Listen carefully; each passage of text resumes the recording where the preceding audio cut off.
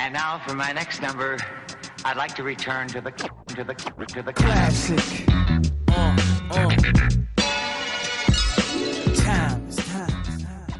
Hey everyone, Alex back again. Welcome back to the channel. Or if you're new here, then welcome.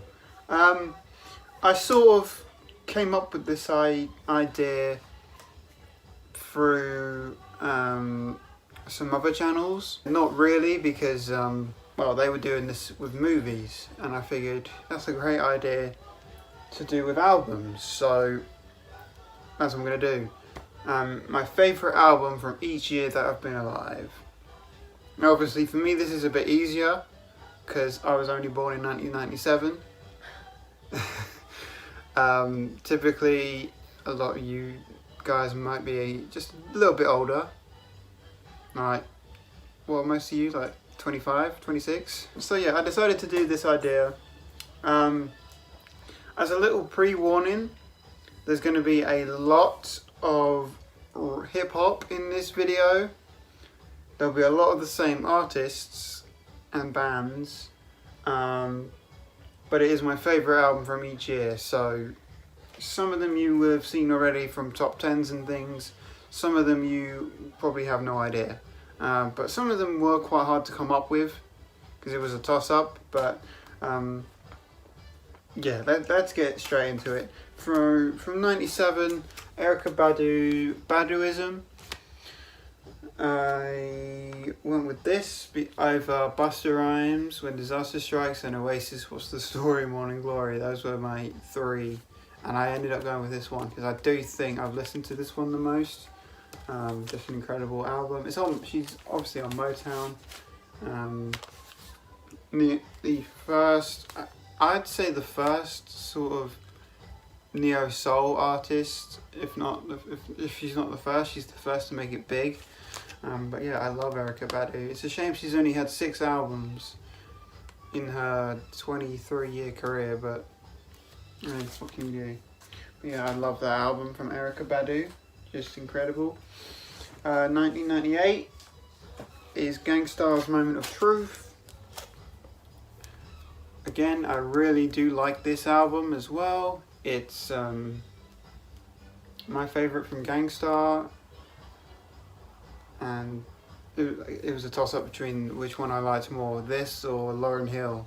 So I again listened to this one more, decided to go with this.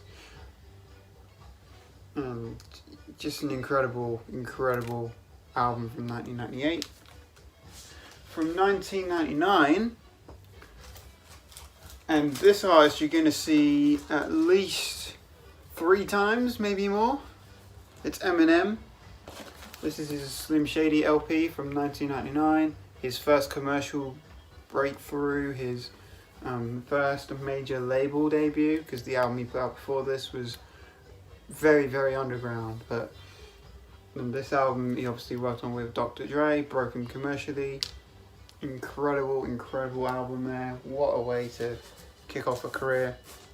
And then in 2000 he had the Marshall Mathers LP, which in my opinion is even better.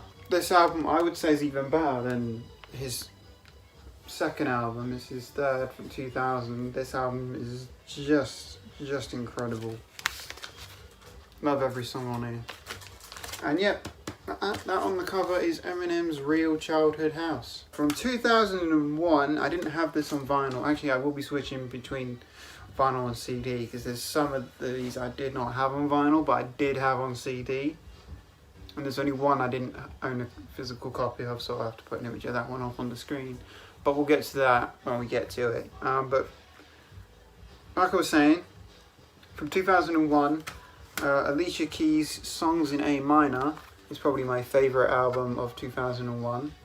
Her first album, a brilliant album, has Fallin' on it, which was her massive hit from that year.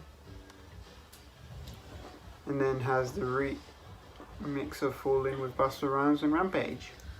But yeah, just an incredible album from start to finish. I don't know if there's a bad track on this, but Alicia's first album, first of many great albums.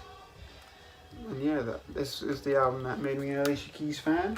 From 2002, yep, he's here again, Eminem, The Eminem Show. Of course. It's a great album, though. It is a great album. Toss up between this and the Marshall Mathers LP that I showed earlier as to which one may be better. But just an incredible album. Another one produced by Dr. Dre. And you know that this album's, you know, it may be his last perfect album. No, I'll take that back. Not his last perfect album. There's one more, but just a great album from Eminem.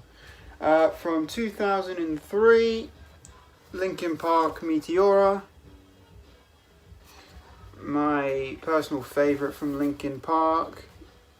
I heard this and I became a Linkin Park fan straight away. I wish there was an affordable vinyl pressing of this, but all of the ones that I've seen, if they're not double figures, they're triple figures. It's crazy. So one day I'll hopefully have this on vinyl. Meteora by Linkin Park. Great album. Just wish on vinyl it was a bit more affordable. Now we get to 2004. Would you believe it? He's here again. Eminem, Encore. This is what I would say is his last perfect album. It's not as good as Eminem Show or the past 3 albums I've shown you from him, but it's still a great one with songs like Mockingbird and Like Toy Soldiers, which came off of this album. Really, really incredible. Absolutely love that album. It's a really incredible album. And Album I play in my car. unfortunately, it's his last perfect album, but... And then after this, he also took a break for like 5 years. So, but it's a great album to take a break on. From 2005, this one was a little bit more difficult, but I ended up going up with Editors, The Back Room. One of the only Editors albums I actually really can listen to all the way through. I really like this album. I didn't get to see them when they came over, well, when they were performing with The Cure, but I hear they were great. But yeah, this is just a really, really phenomenal album.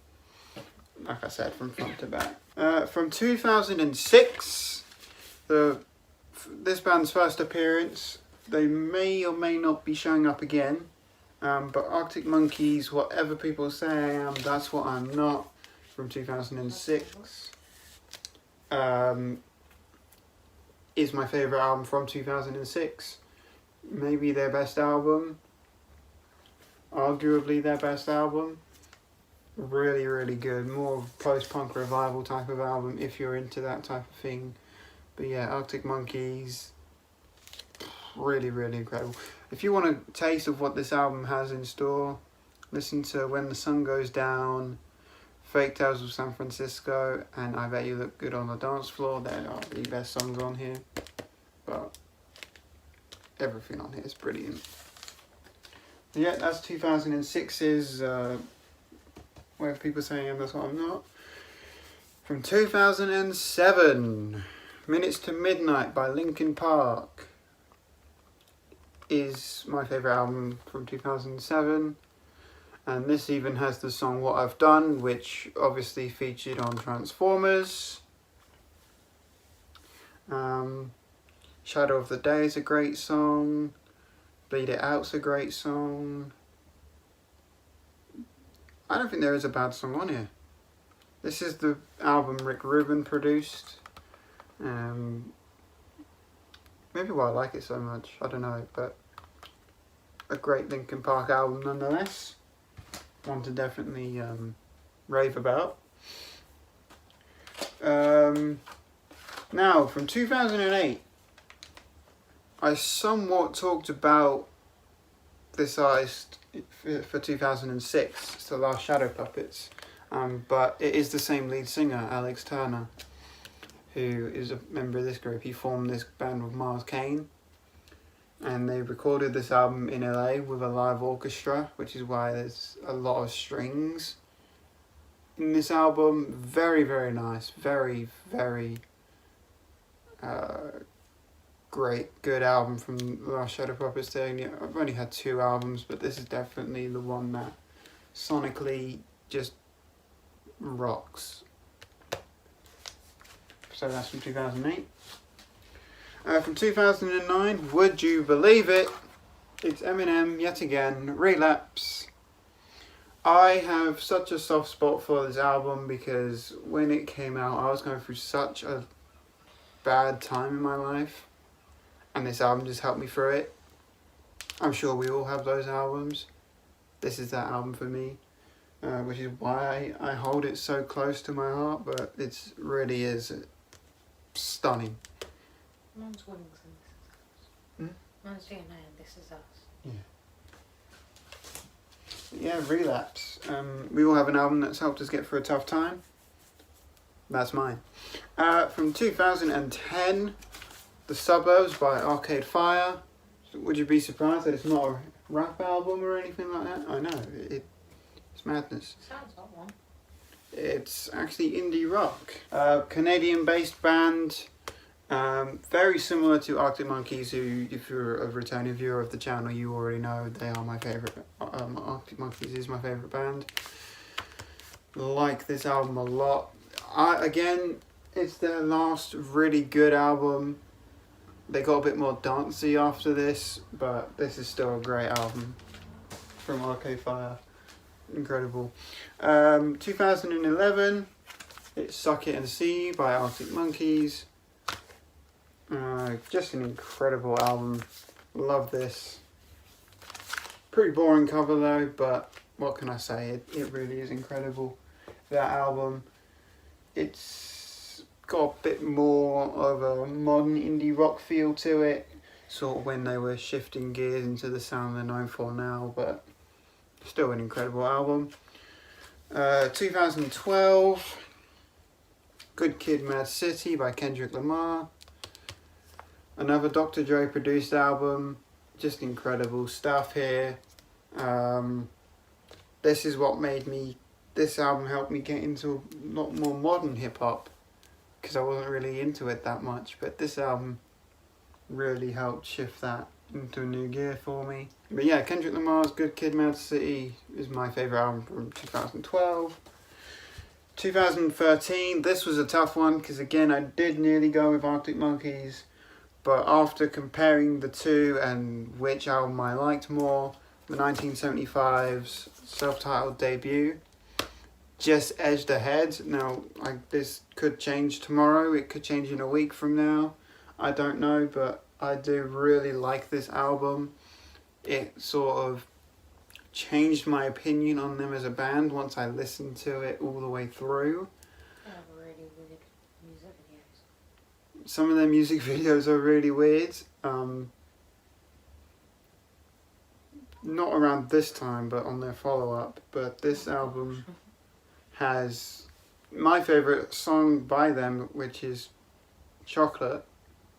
And then also has Heart Out, Settle Down, Robbers, Girls, She Way Out. The City's a great song. Just an incredible album, really. Yeah, love this album. So for this video, I'm going with this as my favourite album for 2013. But it always swaps between that and AM by Arctic Monkeys. I've missed out 2014. Because this is the one I don't have a copy of.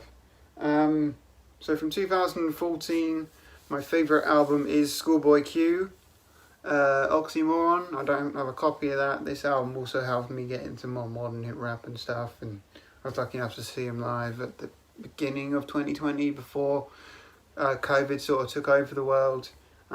But that was my favourite album from 2014. 2015, Kendrick Lamar's To Pimp a Butterfly. Always go back and forth with this and Good Kid, Mad City as to which one's my favourite. This has some great songs on it as well. Just incredible. I remember listening to it that whole summer and just being blown away by it. So, oops, that's my favourite album of 2015. If I Don't Damage It before it gets back to the collection. From 2016, from 2016, Anderson .Paak, Malibu. This album really blew me away as well. That's why it's in my top 10 favourite albums of all time. Just really, really is incredible. His I'd say his career-defining moment. Just incredible. Absolutely phenomenal album. Every song on here is a winner. So yeah, Malibu is my favourite song of my favourite album of 2016. From 2017, we're going British here, outside of obviously Arctic Monkeys in 1975. British rap here, J Hus.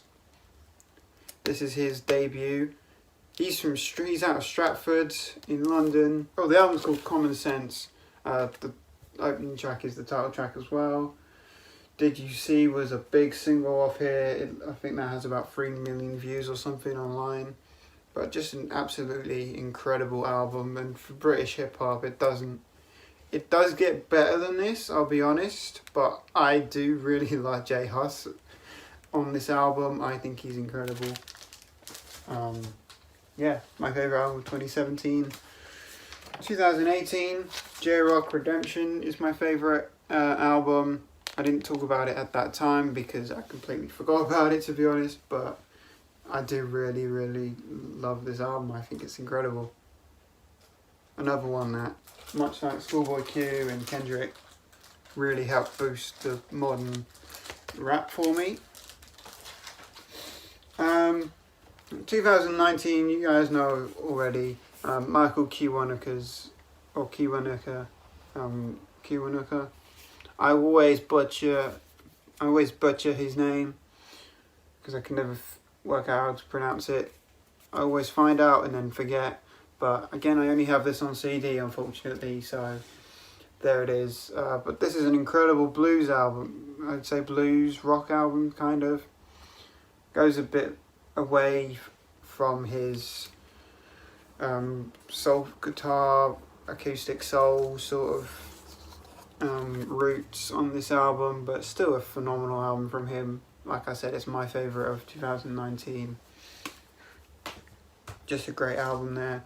And finally, I'm finishing it off at 2020 because obviously we've only just started 2021 and there's not really been a whole lot of music out. So I can't really say what my favourite album will be until the end of the year. But yeah, The Weeknd, After Hours. You guys, if you saw my video on my top 10 of 2020, you already know this was my favourite of 2020. I literally drove my fiance nuts playing this album and the singles off it. You see her nodding in the background. I think she's sick and tired of hearing the songs off of this. So over it. A bit like this pregnancy. So over it. But yeah, fantastic album. I think it's the best he's put out in his 10-year career. Like I said then, I still think it's the best album he's ever put out, and his music's only getting better. So yeah, The Weeknd, After Hours is my favourite album of 2020. So there you go. That's it for this video. I hope you guys enjoyed watching my favourite albums from each year, right up from 97 to 2020. Thanks so much for watching. If you're new here, please subscribe. Give this video a thumbs up and let me know what other videos you guys want to see. And well, I'll see you guys again very soon. Bye.